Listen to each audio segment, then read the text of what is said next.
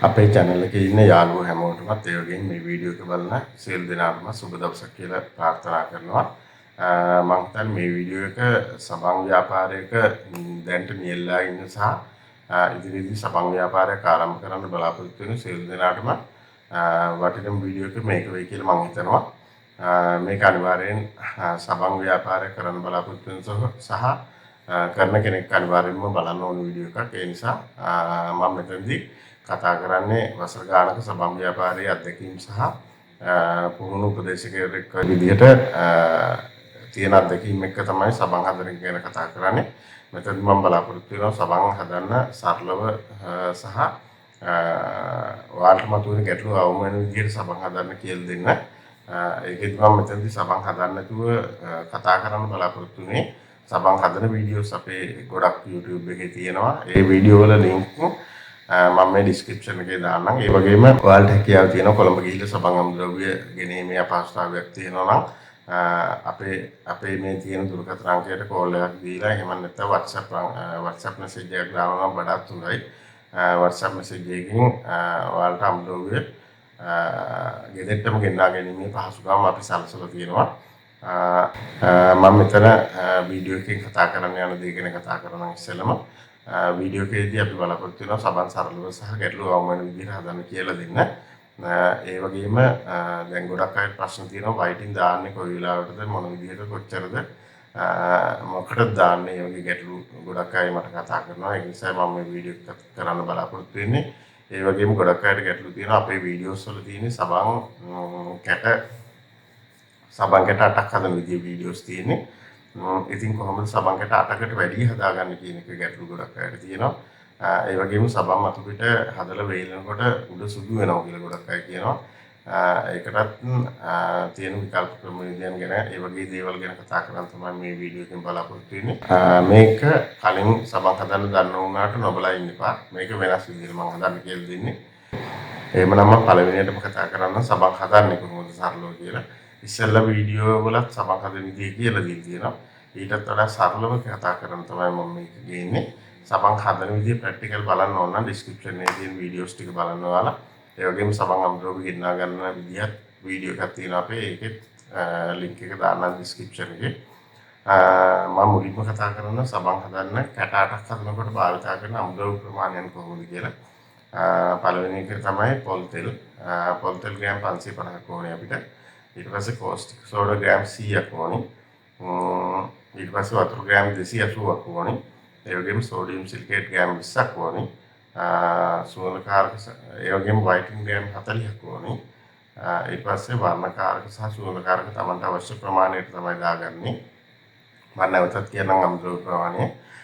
Caustic soda 100යි, පොල් තෙල් gram 550යි, වතුර ග්‍රෑම් 280යි, සෝඩියම් සිලිකේට් ග්‍රෑම් 20යි, වයිටින් ග්‍රෑම් 40යි, සුවඳකාරක වර්ණකාරක අවශ්‍ය ප්‍රමාණයට ඔයාලට එකතු කරගැනීමේ හැකියාව තියෙනවා. ඒකෙදී ඔන්න අමුද්‍රව්‍ය ප්‍රමාණයන් හරි නිශ්චිතවම ගොඩක් අය අමුද්‍රව්‍ය ප්‍රමාණයන් නැවත තහනම් ඒක නිසා තමයි කතා කරේ.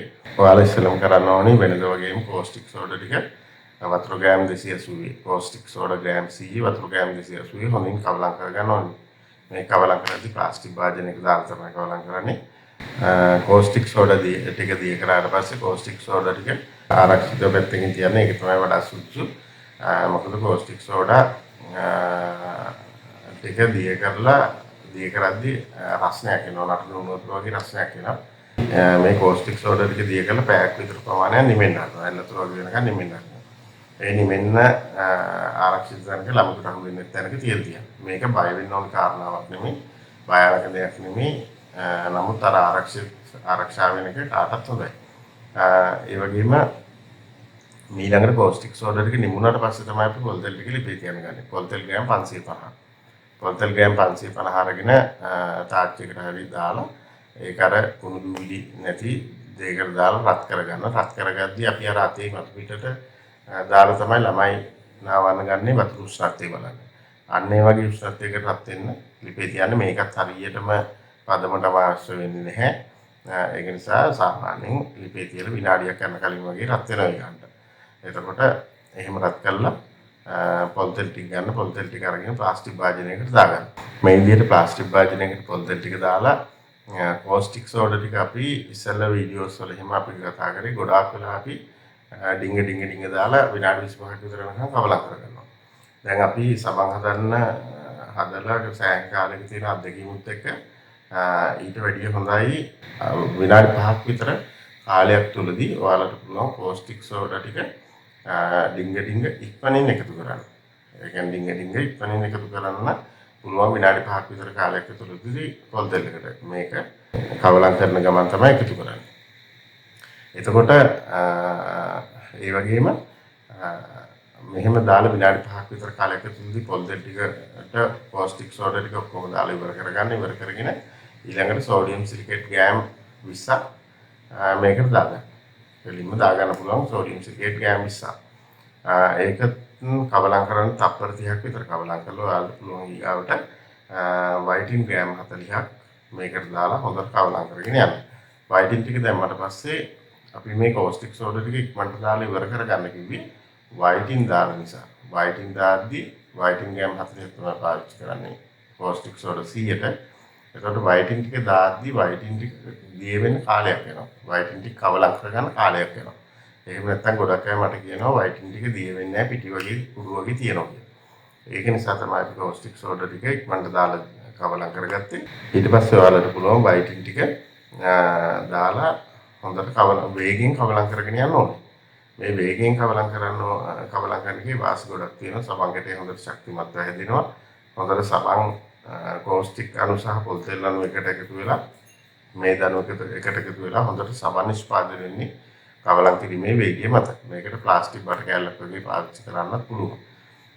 ඊට පස්සේ විනාඩි 20කට ආසන්න කාලයක් යනකොට දල වශයෙන් විනාඩි 20කට ආසන්න කාලයක් වගේ යනකොට ඔයාලට දැක ගන්න පුළුවන් සබන් නිෂ්පාදනය වෙනවා. ඒ කියන්නේ යන්තම් උකු ගතියකට හැරෙනවා. ඒ කියන්නේ බාස්කට් එක වටේ යන්තම් තැවරෙන ගතියට එනවා. අන්නේ අවස්ථාවේදී ඔයාලට පුළුවන් සුවඳ කාරකයි වර්ණ කාරකයි තමන්ට අවශ්‍ය ප්‍රමාණයට දාගන්න. තමන්ට අවශ්‍ය ප්‍රමාණයට දාලා වේගෙන් කවලම් කරගන්න. සාමාන්‍යයෙන් පැණි වක් කරන ගානට වගේ උකු ගතියක් එනකන් වක් කරගන්න. කවලම් කරගන්න. වේගෙන් කවලම් කරගන්න. මේකෙදි සමහරලාට ඔයාලට දැන් අච්චු වලට දාන්න තියෙන්නේ. අච්චු වලට දාන්න කලින් ඔයාලට පුළුවන් බලන්න ඕන විනාඩියක් දෙකක් කවලම් කරන්න නැතුව තියන්න බාස්කට් එකේ. විනාඩියක් දෙකක් කවලම් කරන්න නැතුව තියපුවම අඩියට බොර ටික වගේ බහැර උඩට තෙල් වගේ මතුවෙනවා නම් හොඳට කවලම් වෙලා මදි.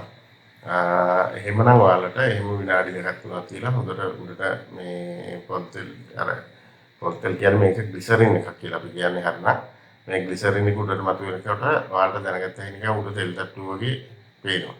එහෙම නැත්නම් අපිට දැක ගන්න පුළුවන් සම්පූර්ණ හොඳට මිශ්‍ර වෙච්ච ද්‍රාවණය. එහෙම නැතු උඩට තෙල් තට්ටු වගේ එනවා නම් විනාඩි 3ක් විතර කවලම් කරන්න නැතුව තියලා ආයෙ වේගෙන් හොඳට කවලම් කරගන්න. ඒකට කවලම් වීම වෙනවා. ඊට පස්සේ ඔයාලට පුළුවන් මේ ද්‍රාවණය අච්චු වලට දාගන්න. ඊගාවට එන ප්‍රශ්නේ තමයි කට්ටියට මම ගොඩක් අය අහනවා කැට ටික වේලෙනකොට සුදු වෙනවා කියලා. එතකොට අච්චු වලට අද දැම්මොත් ඒක තමයි අපි ගලවන්නේ. හෙට ගලවනකොට මේ සුදු වෙලා තියෙනවා කියලා ගොඩක් අය කියනවා. මේකට හේතු කීපයක් තියෙනවා. ප්‍රධානම හේතුව තමයි අපි භාවිතා කරන පොල් තෙල් වල නියමිත මේදානු ප්‍රමාණය තියෙනවා. ඒ කියන්නේ පොල් තෙල් වල මේදානුත් එක්ක තමයි කෝස්ටික් සෝඩා ප්‍රතික්‍රියා කරලා සබන් අණුවක් හැදෙන්නේ. එතකොට පොල් තෙල් වල නියමිත මේදානු ප්‍රමාණය නැති වුණාම මේ වෙන්නේ කෝස්ටික් සෝඩා ප්‍රතික්‍රියා කරන්න මදි නිසා කෝස්ටික් සෝඩා ටිකට ප්‍රතික්‍රියා කරන්න පොල් තෙල් මදි නිසා වෙන්නේ සුදු පාට උඩින් කෝස්ටික් සෝඩා ඒ විදිහට මිතුරු වෙනවා යම් කිසි ප්‍රමාණයක්. ඉතින් මේක අපිට ගෘහස්ථව කරද්දී අපි පොල් තෙල් වල තියෙන මේදානු ප්‍රමාණය මනින්නේ එහෙම යන අවශ්‍යතාවයක් නැහැ. ඒක එච්චර ගැටලුවක් කරගන්න එපා. මේ සබන් ද්‍රාවණය අච්චු වලට දාලා ඔයාලට පුළුවන් පැයක් දෙකක් යනකොට උඩ මිදෙන ගතියක් එනවා. ඒ කියන්නේ උඩ පොඩක් හයි වෙලා තියෙනවා. අන්නේ අවස්ථාවේදී ඔයාලා ලන්ච් සීට් එකක් හරි පොලිතින් එකක් හරි දාලා සබන් ටික වහගන්න. හොඳින් ආවරණය කරලා තියන්න. අච්චුවෙන් ගලවනකම් මෙහිම ආවරණය සහිතව තියන්න. ඒ ගැලවුවට පස්සේ ඔයාලට පුළුවන් සබන් කැට ටික මේසයක් උඩ පත්‍ර කොලයක් වගේ දාලා ඒකට ගඩොල් ලැබුවා වගේ අර අහුල්ලා තියන්න. එතකොට හොඳින් වෙලේ මේක දින 14ක් ගියාට පස්සේ තමයි සබන් කෑල්ල අපි පාවිච්චියට ගන්නේ. මොකද දින 14ක් යනකම් සබන් වල තියෙන පෞෂ්ටික සෝඩා ප්‍රතික්‍රියාව අවසන් වෙන්නේ නැහැ. සබන් හැදෙන්නේ නියමිත ආකාරයට සති දෙකක් ගියාට පස්සේ. ඒ නිසා සති දෙකක් මේ විදිහට තියලා සබන් කෑල්ල පාවිච්චි කරගන්න ඔයාලට වෙළඳපොලේ තියෙන හොඳම සබන් කෑල්ලකට වඩා හොඳින් පෙනෙන සහ හොඳින් කුණු යන සබන් කෑල්ලක් මේකෙන් නිෂ්පාදනය කරගැනීමේ හැකියාව තියෙනවා. ඒ වගේම ගොඩක් අය තවත් අහන ප්‍රශ්නයක් තමයි මගෙන් සබන් කැට 8ක් හදන්න තමයි අපි කියලා දීලා තියෙන්නේ. එහෙමනම් කොහොමද සබන් කැට 12ක් හදාගන්නේ? ඊට පස්සේ සබන් කැට 20ක් හදාගන්නේ කොහොමද? එහෙම ප්‍රශ්න කරනවා. එතෙන්දී ඔයාලට පුළුවන් එක ක්‍රමයක් තියෙනවා. මේ සබන් කැට 12ක් හදාගන්නවා. දැන් කැට 6 අච්චු දෙකක් ගත්තම 12ක් තියෙනවනේ. ඉතින් 12කට අමුද්‍රව්‍ය ගන්නේ කැට 8ක් හදන්න කෝස්ටික් සෝඩා අපි 100යි පාවිච්චි කරේ. පොල්තල් ග්‍රෑම් 550යි. ඊට පස්සේ වතුර ග්‍රෑම් 280යි. සෝඩියම් සිලිකේට් ග්‍රෑම් 20යි. ඒ විදිහට පාවිච්චි කරේ. ඉතින් මේ ප්‍රමාණය දෙකට බෙදලා පංගුවක් එකතු කරගන්න පුළුවන් අර කටම. ඒ කියන්නේ කෝස්ටික් සෝඩා 100 දෙකට බෙදුවම ග්‍රෑම් 50යි. මේ ග්‍රෑම් 50යි 100කුයි ගත්තම. ඒ කියන්නේ කැට 8ක් හදන ප්‍රමාණය ග්‍රෑම් 100යි. ඒකෙන් භාගයක් කියන්නේ කැට 4ක් තව වෙනවා.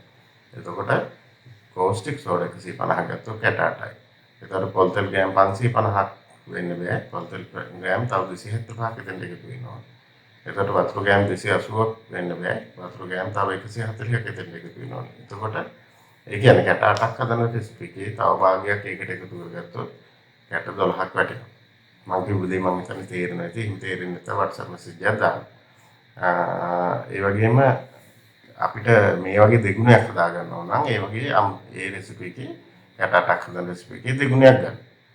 ඒ කියන්නේ කෝස්ටික් සෝඩා ග්‍රෑම් 200යි වතුර ග්‍රෑම් 282 වැඩි කරලා ගන්න පොල්තල් ග්‍රෑම් 550 වැඩි කරලා ගන්න. ඒ විදිහට ඔයාලට පුළුවන් මේ ප්‍රමාණය ඕන ගන්නට වැඩි කරගන්න. ඒ කියන්නේ කැට 8ක් හදන රෙසිපි එක 10න් වැඩි කරොත් කැට 80ක් ඔයාලට වැටෙනවා. ඉතින් ඔන්න ඔය ප්‍රශ්න ටික කතා කරන් තමයි අද මම මේ වීඩියෝ එකෙන් ආවේ. ඔයාලට මොන හරි ගැටලුවක් තියෙනවා නම් මට WhatsApp message එකක් දාන්න. ඔයාලට මම හිතන්නේ මේ ක්‍රමයේ අර්ථය ඉතාම හොඳින් සමන් හදා ගන්න පුළුවන්. මොකද වයිටින් ටික එහෙම හොඳට දී කරලා හදාන්න පුළුවන්. ගොඩක් අය වයිටින් දිය වෙන්නේ නැහැ කියලා වයිටින් දාන්නේ නැහැ. නමුත් වයිටින් දැම්ම සමන් කැටේ බර වැඩි වීම සහ ශක්තිමත් භාවය වැඩි වෙනවා. ඒක නිසා තමයි මට මේ වීඩියෝ කරන්න ප්‍රධානම අරමුණ වුණේ. ඒ වගේම මම ඉල්ලා හිටිනවා මේ වීඩියෝ එක තවත් කෙනෙකුට බලන්න ෂෙයා කරන්න. ඒ වගේම අපේ channel එකට අලුත් කෙනෙක් subscribe කරන්න. ඒකම කියන්න ඕනේ. තව සති දෙකකින් අපි පටන් ගන්නවා අපේ channel එකත් ඉන්න අපේ channel එක subscribe කරන ෂෙයා කරන කට්ටියට tag එකක් ලබා දෙන්න. අනිවාර්යයෙන්ම tag එකක් ලබා දෙනවා. මේ tag පොඩි tag එකක් මේවට වටිනා tag එකක් වෙනවා. අනිවාර්යයෙන්ම අපි ඒක ලබා දෙනවා. ඒක නිසා අපේ channel එකත් එක්ක එකතු වෙලා ඉන්න කියලා බොහොම ආදරෙන් ඉල්ලා සිටිනවා. tag දිනා ගන්න විතර නෙමෙයි සොරන්ට කියාවක් ආරම්භ කරන්න සහ අවශ්‍ය උපදෙස් ලබා ගන්න පුළුවන් අපේ නොමිලේ. ඒ වගේම අපින් සමන් අමුද්‍රව්‍ය වලට ගෙදරටම ගෙන්න ගැනීමේ හැකියාව තියෙනවා. මුදල් කලින් බඳින්න අවශ්‍යත් නැහැ. විශ්වාසය යුතුව අපි අවුරුදු ගණනාවක් කරා වගේම ඉදිරියටත් ඔයාලත් එක්ක විශ්වාසයෙන් කටයුතු කරන්න බලාපොරොත්තු වෙනවා. එහෙනම් සියලු දෙනාටම ජයග්‍රාහී දින ප්‍රාර්ථනා කරමින් මෙතනින් මම නවතිනවා. බොහොම ස්තුතියි.